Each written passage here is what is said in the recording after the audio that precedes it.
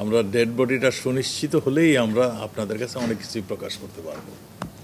আমরা dead body সুনিশ্চিত হওয়ার জন্য আপনারা দেখুন, আমরা যারা এই হত্যাকাণ্ডটা ঘটিয়েছে তাদের নিজের জবানবন্দিতে আমরা যা শুনেছি, আমাদের তদন্ত কর্মকর্তাদের কাছে যা তারা বলেছে, তারা মানে তারা অনেক খণ্ড বিখণ্ড করেছে কাজেই, এবং কোথায় রেখেছিল সেগুলো সুনির্দিষ্টভাবে প্রথম জানা যায়নি।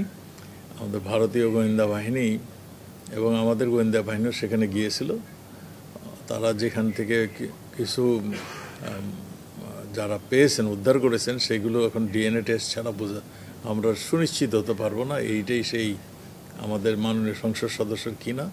ডিএনএ টেস্ট শেষ হলেই আমরা বলতে পারবো যে এই মাংস খণ্ড তার মৃত্যু মানে জনিত কারণে হয়েছে কিনা। এটাই আমাদের ডিএনএর আগে আমরা কিছু বলতে পারছি না।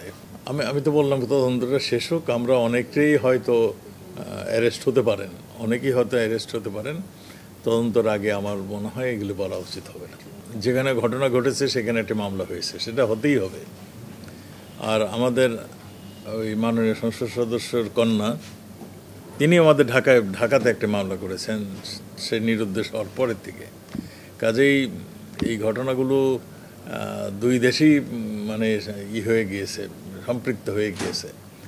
তারা তাদের দেশে যেহেতু ঘটনা ঘটেছে, তারা তাদের আসামিকে তাদের ফেরত নেওয়া, তাকে বন্দি করার দায়িত্ব তাদের।